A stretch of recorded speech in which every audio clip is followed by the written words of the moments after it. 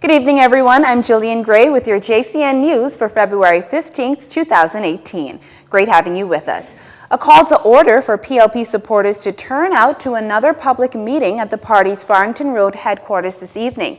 That's where they're expected to receive further instructions on the way forward. This, of course, in the wake of what transpired in the House of Assembly yesterday. The opposition's vote of no confidence was shot down after 26 FNM MPs voted yay in favor of Halson Moultrie staying on as Speaker of the House. All four PLP MPs voted nay, while Deputy Speaker Don Saunders abstained from voting as he was in the chair, and 7 MPs were absent. That's North Abaco MP James Albury, Freetown MP Dionisio D'Aguilar, Long Island MP Adrian Gibson, North Eleuthera MP Ricky Mackey, Pine Ridge MP Frederick McAlpine, Marco City MP Michael Pintard, and Pinewood MP Reuben Raming. Opposition Chairman Senator Fred Mitchell is questioning what this says about their commitment to the Speaker, about them and their values. Mr. Mitchell's also convinced the Speaker missed the lesson. He thinks, said the Senator, he has the right to forgive when, in fact, he is the author of the conflict and aggression.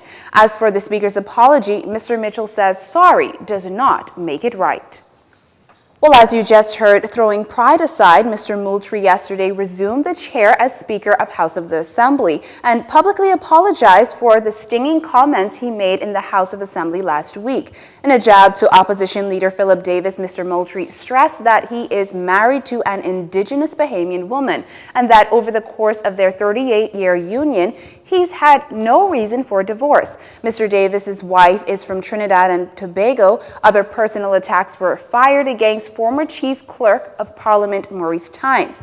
Though admitting they were in response to his character and competence being castigated, Mr. Moultrie accepted that his response from the chair was inappropriate and that it precipitated to bitterness and resentment.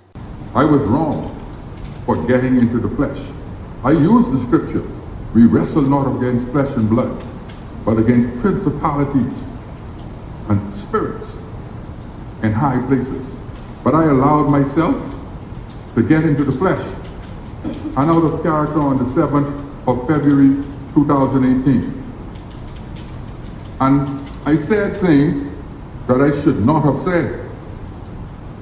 I realize now that some of my words were hurtful and that some words opened the door to be construed in a way that they were not intended. And the member for Cat Island, Rumkey, and San Salvador would know, who know me for years. We share a mutual best friend. He is fully aware that I didn't intend to attack his wife. That is just not the kind of person I am or want to be.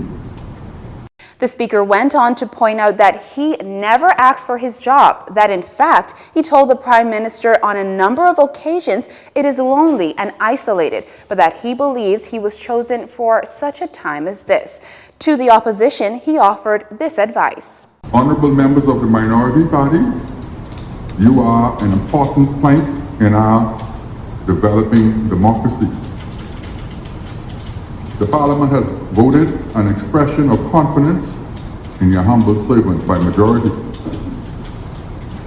And I think we are all reasonable men and women who are able to reason together in the best interest of the institution of this Parliament and our nation. I have already forgiven you. And I say let us now seek reconciliation together so that we can get on with the people's business. In turn, he promised to enforce the House rules and procedures to protect the rights and privileges of each member, particularly those in minority, and protect the privileges of Parliament. Members should also be mindful of their obligation to the Chair and to the House. Now, purchasing a lot for a home could run you into about $100,000 or more. However, first-time homeowners could be getting a $70,000 break. Prime Minister Dr. Hubert Minnis foreshadowing a bit more of the government's housing program. We're looking at the land reform. There are many Bahamians who want to own homes.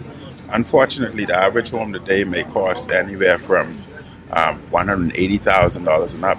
That's very cost prohibitive to the average Bahamian. And therefore we're introducing a program. We would hope that we would have lots available right after the new budget, May, June.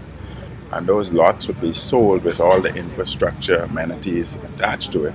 And it'd be sold at very, very low price. The only thing I can say that they'd be, I don't want to give the exact cost, but to give you a ballpark figure, I can say that they'd definitely be less than $30,000. While he did not state the location of the lots, he did add that there would be tax breaks for homeowners, thus adding an extra $60,000 to $80,000 savings. The total savings, he said, could be as much as $120,000. But here's what the Prime Minister says is the most exciting part of the deal. I'm more excited about such a program in the Family Islands because you would allow Bahamians to buy properties for bed and breakfast facility at, again, minimal cost. And using the same concept, they would now own hotels within the Family Islands, and that's the eco hotels are where we're going within the Family Islands. The Prime Minister first made the housing program announcement during his national address last month and said all lots will come equipped with the necessary utilities. The economy may have a plethora of problems, but the Bahamas is on its way to recovery. During the press conference for the 2018 State of the Economy report, Bahamas Chamber of Commerce President Edison Sumner says while we're not ideally out of the woods just yet, signs are pointing to the fact that there is some recovery in place. Touting the success of last year's forum, Mr. Sumner says he's noticed quite a bit of suggestions were implemented to the benefit of the economy.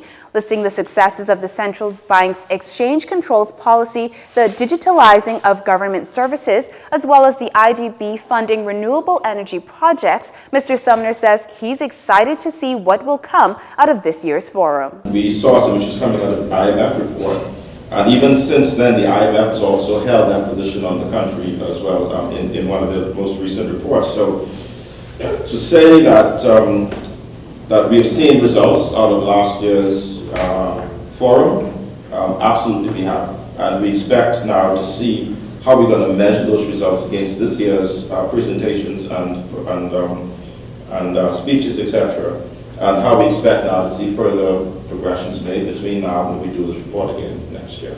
This year's State of the Economy report, which will be held at the Atlantis Resort next Wednesday, will feature a keynote address from Minister of Finance K. Peter Turnquest on fiscal policy and transparency in government, as well as World Bank Private Sector Development Specialist Joanna Nasser and Inter-American Development Bank Chief Economist Alan Wright on assessing the credit ratings of the Bahamas. Mr. Sumner says Nasser's presentation would be especially important as it relates to the ease of doing business.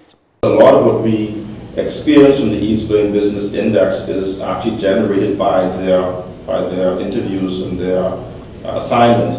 So it's going to be important for us to understand from them what it is that they experience when they come in, who it is that they're speaking with, the kind of information that they gather. And it's important for us to know these things because our objective really is not necessarily to get off of that index or not to improve ourselves on the index. It is to implement effective policy and effective plans that will inure material benefit to the economy. If we plan it right, if we execute the plans properly, then the inevitable consequence or result is that we will be lifted up on that list. So it's not just to get our ratings increased. All right? Ratings are going to come with policies being implemented.